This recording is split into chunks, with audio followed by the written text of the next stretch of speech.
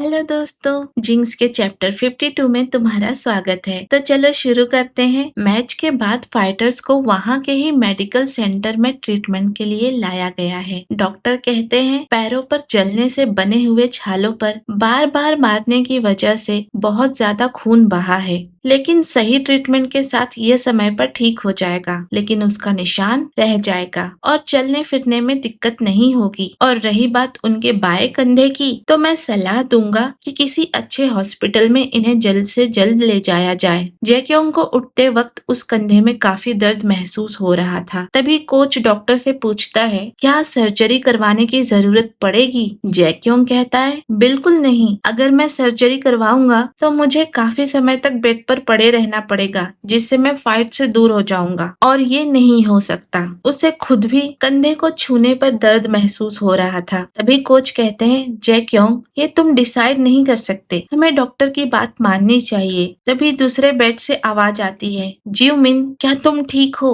जिवमिन कहता है, हाँ, बस कुछ खरोचे और कुछ नहीं। फिर चोय कहता है, तुमने तो आज कमाल ही कर दिया। फिर जिवमिन कहता है, मुश्किल से मैं बहुत करीब था, बस एक और राउंड मिल जाता तो मैं जीत ही जाता। ये सब जैक्योंग देख सुन रहा था। ये लोग ऐसे बात कर रहे थे जैसे मानो वो जानबूझकर जैक्योंग को सुनाना चाहते हैं। तभी एक कहता है, हे, तुम्हें तो सेलिब्रेट करना चाहिए। तुम इतने जल्दी रैंक अप कर गए। तुम्हें बिल्कुल अंदाजा भी है क्या कि अब तुम्हारी मैच फीस कितनी बढ़ने वाली है? तुम्हें दूर तक का भी सोचना चाहिए बच्चे। ये सब कहकर वो हंस रहे थे। कोच कहता है, ये तुम्हारे बगल के बेड में क्यों है? फिर चोय कहता है, कॉन्ग्रेचुलेशंस की लाइन लगने वाली है जिवमिन। अब हारने के लिए तुम्हारे पास कुछ नहीं है। उनके तो छक्के छुड़ा दिए तुमने। ये सब तुम्हारा ही किया धरा है। फिर जिवमिन कहता है, हाँ, जो जैक्योंग तो बोलने के लिए था, उसमें कुछ स्पेशल नहीं है। क्या अब मैं इंटरिम चैंपियन बन गया हूँ? चोय कहता है, शर्त लगा लो। जिवमिन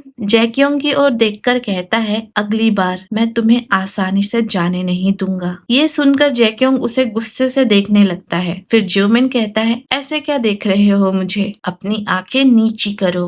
अब तो तुम चैंप भी नहीं रहे। जैक्योंग को इतना गुस्सा आता है कि वो सर्र से बेड में से निकलता है और फिर मुक्कों से जिवमिन को धोना शुरू कर देता है। सब उसे रोकने लगते हैं। जैक्योंग कहता है, छोड़ो मुझे रोको मत। जैक्योंग ने तो इस पिद्दी का चेहरा ही बिगाड़ दिया था। ये भी तो इसीलिए उसे उकसा रहा था, और उसी वक्त जैक्योंग का कंधा भी जवाब दे रहा था। फिर भी उसे ये सब करना है। फिर वही हुआ जिसका सबको डर था। न्यूज इंटरनेट पर तेजी से फैलने लगी। रिंग के बाहर मारपीट करने की वजह से जू जैक्योंग को डिस्क्वालीफाई कर दिया गया है। उसके कंधे की सर्जरी अब तो करनी ही होगी, और मिस्टर जू के इस बिहेवियर से 90 दिन का सस्पेंशन भी लग गया। चलो, अब इस बहाने जू जैक्योंग आराम करेंगे, वरना वो ट्रेनिंग से बिल्कुल ब्रेक लेते ही नहीं थे। पोटैटो भी ये न्यूज अपने मोबाइल पर देखता है और सोचता है, एक मैच जिसने जू जैक्योंग पर हार का ठप्पा लगा दिया। एक इंसिडेंट हुआ नहीं कि अचानक सब लोग कचरा न्यूज लिखने लगे हमारे जैक्योंग के बारे में। पोटैटो जिम के अंदर जैसे ही एंट्री मारता है, उसे पूरा जिम खाली नजर आ रहा था। वो पूछता है, क्या बस हम इतने ही लोग हैं ट्रेनिंग के लिए? डाह्यून कहता है, बस हम ही हैं। बाकी सभी लोगों ने बाइक जिवमिन की जिम ज्वाइन कर लिया है, और ऊपर से उन्हें अच्छे ऑफर्स भी दिए जा रहे हैं। वहाँ बड़े धोखेबाज निकले सारे। जैक्योंग के एक मैच हारते ही उन्होंने जिम ही बदल लिया, और जब जैक्योंग को डिस्क्वालीफाई कर दिया गया तो उन्हें लगता है अब यहाँ उससे कुछ सीखने के लिए बचा ही नहीं। चलो छोड़ो उन्हें, हमें अपने ट्रेनिंग पर ध्यान देना चाहिए। पोटैटो सोचता है, उनके अंदर लॉयल्टी नाम की चीज ही नहीं है। शाम को जब वो घर जाने के लिए जिम से निकलता है तो उसे सेन्हो खाने पर इनवाइट करता है। ये वही है जो जैक्योंग के साथ प्रैक्टिस के दौरान गुस्सा होकर उसी वक्त जिम छोड़ देता है, और इसने भी किंग एमएमएफ जिम ज्वाइन कर रखा है। वो पोटैटो को लेकर बीबीक्यू होटल में आता है, जहाँ पर उस जिम के लोग पहले से ही बैठकर पार्टी कर रहे थे। सेन्हो कहता है,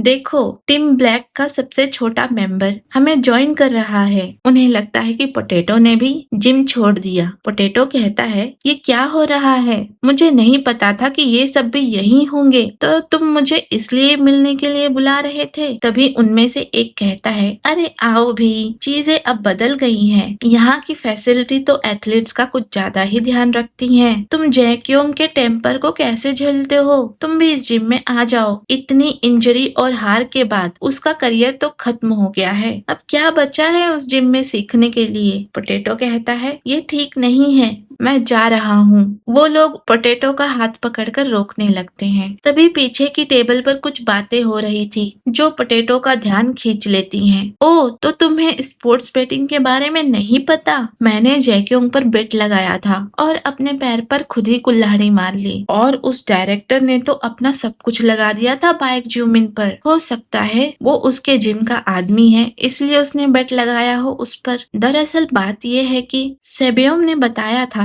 कि उन्होंने घटिया चाल चली है। उन लोगों ने मेडिकल सप्लाई की अदला बदली की, जिससे जैक्योंग को इंजरी हुआ। तुम्हें पता है, पेन रिलीफ स्प्रे। इतना सुनते ही पोटैटो का दिल जोरों से धड़कने लगा। अब उसे पता चलता है कि चोय अपने आदमियों के साथ ड्रेसिंग रूम में क्यों आया था। यही असली वजह है जैक्योंग के हार की। वो उनसे पूछता है, क्या ये बात सच है? मैं पूछ रहा हूँ कि क्या ये बात वाकई में सच है? उनके साथ पोटैटो की मारपीट हो जाती है। बैंडेजेस लगाकर पोटैटो सीधा जैक्योंग के पास आता है और वहाँ बाकी लोग भी मौजूद थे। पोटैटो ने जो भी सुना था वो उन्हें बताता है। वो कहता है, उनके आने से पहले मैं और डॉगडान हमने चीजें डबल चेक करके रखी थी। तुम्हारा पानी और मेडिकल सप्लाई, सब कुछ। ऐसा हो ही नहीं सकता कि डॉगडान जासूस है। तभी योसेफ कहता है, मैंने इसकी रिपोर्ट एमएफसी में कर दी है और पुलिस में भी, लेकिन ड्रेसिंग रूम में कोई कैमरा नहीं था, तो इन्वेस्टिगेशन में काफी टाइम लगेगा और बाइक ज्यूमिन के अचानक फेम में आने से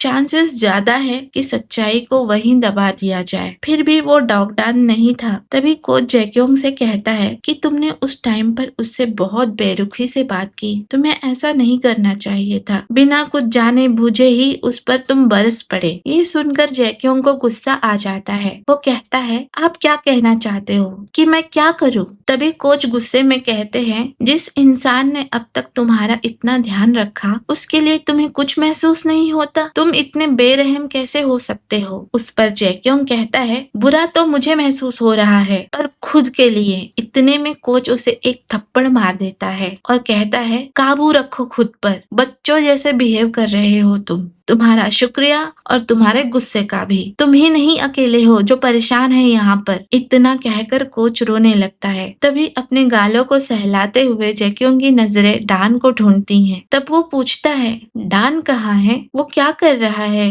तभी कोच अपना चश्मा ठीक करते हुए कहते हैं, जो हमें अगले चैप्टर में पता चलेगा। तो दोस्तों, आज का चैप्टर यहीं पर खत्म होता है और आज के चैप्टर में तो इमोशंस का बहुत ही बड़ा उतार चढ़ाव था। तो कहानी कैसी लगी दोस्तों, कमेंट करके जरूर बताना। कहानी अच्छी लगे तो लाइक करना और नए हो तो सब्सक्राइब करना। मिलते हैं अगले वीडियो में, तब तक के लिए bye bye. Special thanks to Suman, मुझे माफ कर देना लेट स्टोरी डालने के लिए। Thanks for all your support.